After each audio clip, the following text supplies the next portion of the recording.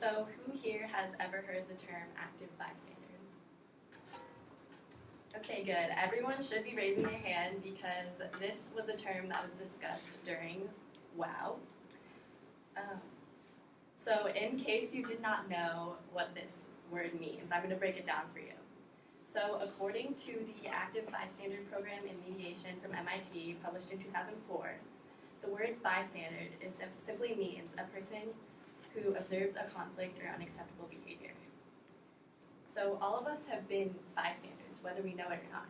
But in order to be an active bystander, we need to be able to appropriately intervene in a situation that can be potentially dangerous for us or those around us. So many universities actually have taken steps and implemented programs to teach students how to intervene in these kind of situations, which was explained in a New York Times article in May 2015.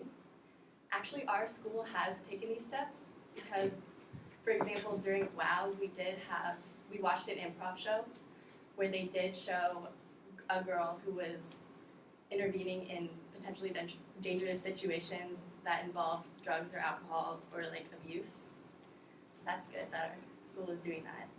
I think this is really important, so this is why I'm going to teach you a couple of steps on how to intervene in these situations. So why should you be an active bystander? You might be thinking that. Well, especially when other people around just don't think you need to get involved in another situation that isn't really your business, you think. Well, that's a common misconception, which is called the bystander effect or a diffusion of responsibility. This is basically a social, psychological phenomenon in which people don't think they need to intervene just because there are so many other people around. Like, why should I intervene? Because so many other people could, and it's not my business.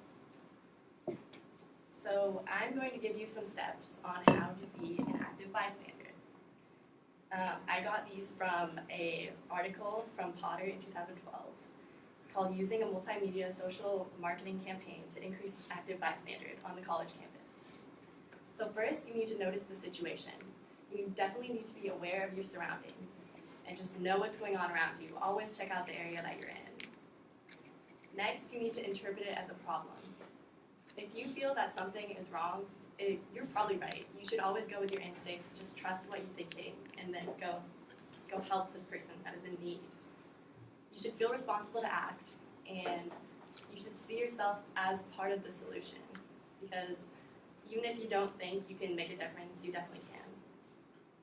So I'm going to teach you what to do, because you do need to know what to do, and then once I tell you these steps, you will be able to intervene safely, without putting yourself in more danger or those around you in danger. So here are some steps on how you're actually going to intervene. So you should definitely tell another person if you're too nervous to go do it yourself. If you, someone else might be able to intervene, or you can go with them, because you can definitely make the perpetrator more scared if there's more than one person who are approaching them. So that will help. You can ask the victim if he or she is okay, and you should definitely offer an ear for them. Just listen to them, because that's really important.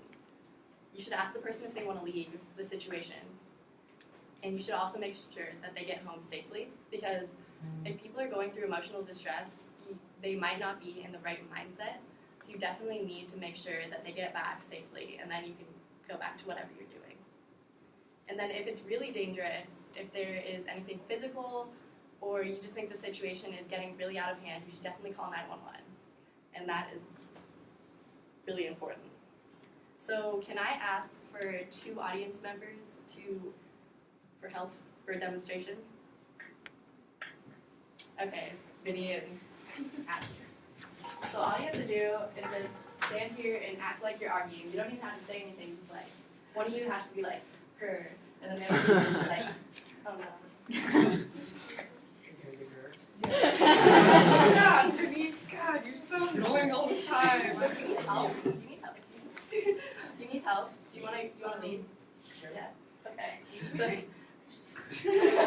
Okay, that was it. Thank you. So, thank you for helping with me. So I'm going to read a quote from Psychology Today from Urban Stop, which was published in 2012. Each of us has a great potential power to help others in need, to influence fellow witnesses when action is needed, to be an active bystander. So I hope that after this presentation, you feel comfortable and know the steps on how to intervene in a potentially dangerous situation. Thank you.